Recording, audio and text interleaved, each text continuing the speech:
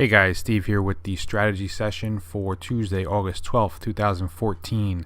We're about a minute away from the close, and we're kind of doing this video a little early just because I have some stuff to attend to this evening. Of course, the Thinkorswim platform is having some technical difficulties. As you can see up here where my cursor is, it says partially delayed data, and the stock data is delayed 20 minutes. I don't think it's really going to make too much of a difference for what we're going through, but I just want to be aware because the prices I may give you now may adjust, in 20 minutes to the realistic closing prices. So let's take a quick look at the S&P 500 futures. As we identified over the weekend, there we go. As we identified over the weekend in the stock market outlook and in the weekend update, we were talking about the S&P potentially bouncing off that 1900 level, that 1890 level that happened on Friday morning of last week. It continued higher up to what we were considering to be a resistance point, with the 50-day moving average trend line support coming, the downtrend line, and the previous consolidation lows. So we had a bounce off of that, and now today we're it looks like that trend line may be actually what is resisting us, as we did get some downward action. The positive that I take away from today is we did close pretty much in the middle of the range. We are a little lower than the open, obviously, but as I said, the fact is we didn't fully break down, and are trading now 1915. We're still at 1930, and like I said, that for me is a positive considering where we came from and the breakdown that we had. But as I said, as you zoom out and look at the weekly chart, you can definitely see that we are bouncing off trendline support. So we do need to see a nice big open green candle to really confirm that on the weekly. And right now I think we're kind of testing and trying to push back through these levels. But as I said, I think we kind of move sideways for a week or so until we kind of get some more direction in the market. So let's take a quick look at our positions. And again, the software is kind of acting a little crazy right now, so I'm going to do my best to try and give you accurate information. So Apple we're really up against on the weekly. We're up against that uptrend or the upper channel line, and again we're kind of bouncing. Now the concern I have with Apple today is this candle here, this doji candle. Usually that signifies some indecision, so potentially we could start pushing lower, which would make this a lower high, and then eventually maybe break this 9309. So that's one concern I have right now, but until we break that 9309 level, there's really no reason to not be in the trade. At this point we're hopefully putting in a higher low. If we were to continue higher, we'd be able to move that stop to that 94.50 area. But as I said, this doji candle here does have me a little bit concerned, but we try not to read too much into exactly one bar. We try and look at it from a longer term perspective. So as for Apple, again, not much to do right now. 93.09 is our stop. Looks like it went ex-dividend the other day, so we should be collecting a dividend soon. ADM down 0.34% today. Yeah, see, this is what I was talking about, guys. See, now this is showing Apple on the watch list here up 0.11, but the bar is still at 95.97.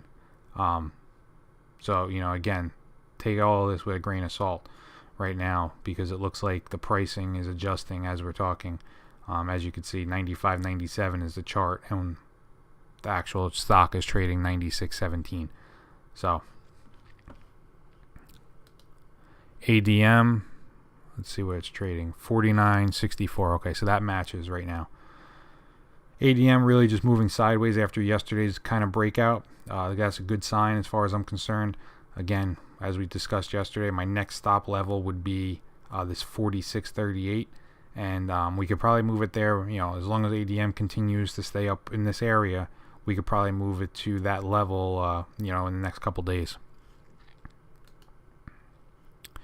AMT, We talked about this yesterday as far as yesterday's bar being potentially a reversal signal, and sure enough today we had follow through from that signal.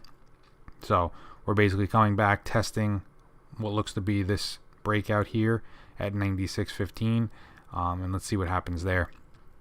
Right now though, our stop is still down here at 90.83. I'm trying to, I would like to move it to this 92.20 area, but again, we would need to see this 50-day moving average start to tick higher so we can raise that stop level, because at this point right now we would be, stopped out at 92.12, and the stock could easily bounce off this 91.50 level.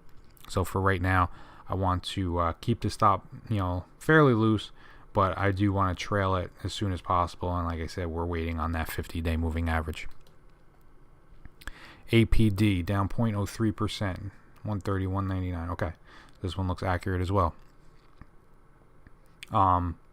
So APD, really just consolidating again, another bounce off of that breakout level at 130.65, and we're kind of just coming down. I'm really looking for APD to actually kind of tick higher and start breaking these highs here at 132.50 and revisit these highs up here at 136.12.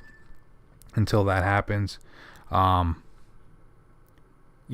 now stop is 126.92. Eventually we could probably move stop to 128.66, but we would need to see some new highs until that happens. EQR, again, kind of just moving sideways, moving over towards this upper or this lower channel support, 50-day moving average. Again, right now 63.16 is our stop, and if we can start getting a close up in the 66.50 area, then our next obvious stop level would be 64.17. EXpedia,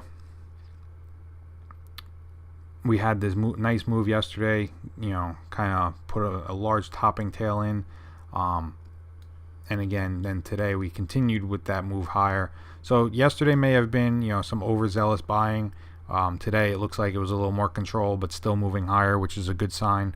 So again, right now our stop is 77.42. Next stop level would be 79.39. Okay, 79.39 would be the stop. I'd like to see a breakout over 86 to really confirm that. But we will be able to trail stop to the 79.40 level once that 50-day kind of moves higher, and we identify this as another small consolidation, and hopefully we can get a breakout over 86. Fidelity, let's see, Fidelity's still hanging in there. It's not pretty, but it's still hanging in there. So we had this breakout, we entered back in here on this breakout here. We had some nice consolidation, then it moved lower, came back into that 54.70 level, where now it looks like it's trying to consolidate again and potentially move higher. On the weekly chart, we're starting to break that weekly trend line, and right now we kind of need this to reverse and start moving back into the 55-56 level, and then we can confirm that this is a potential new low and move our stop to 54.84. Until that happens, our stop remains 54.71. Again, not much of a difference in stop levels, but I'd like to see it move higher, so we can at least trail our stop a little bit higher and put in a secondary, this would be our second trailing stop level. And again, eventually then ultimately 57 would need to break on the upside, and we could really say that this was a true bottom. We entered today H&R Block. Okay, yesterday had this nice breakout from this small consolidation. Again, downtrend line broke, and this consolidation area broke along this uptrend. So it's a little bit of a different setup than we typically take, but it's still nonetheless the same mechanics behind it. It's still trading a breakout with a tight stop. So today, of course, we entered at the open, which was 33.29, and we closed at 32.96. So we were down about 1% from where it opened, or actually from yesterday's close. Technically, we were down about 1%.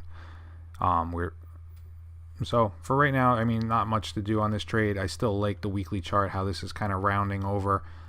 So, you know, some people can call this a cup and handle, where you have here, you have this rounded bottom in this pullback, and now you have the little handle that developed, and now hopefully we're getting a breakout and a move higher. So over 33.65, which is up here, that definitely confirms these lows. But for right now, you know, this is probably, I would say, a more aggressive trade, but still nonetheless it's a trade that you know, we can make with a nice comfortable stop level. And really, like I said, the same mechanics. We're still trading a breakout. We just have some overhead resistance in our way. Two positions we entered yesterday: RSG, Republic Services. That one, again, we had a not the best entry in the world, but today we had some more, I would say, consolidation, a little bit of a move higher. Still well above our stop level, well above the breakout level. Nothing really wrong with this at this point. And finally, Tesoro. You know, again, not the best entry yesterday. We entered up here, closed at down probably about almost 2%. Today we had a little bit of a hold higher. It was higher during the morning session, but we still ultimately closed up 0.71%, if that's accurate at this point. 62.20 looks like that is accurate.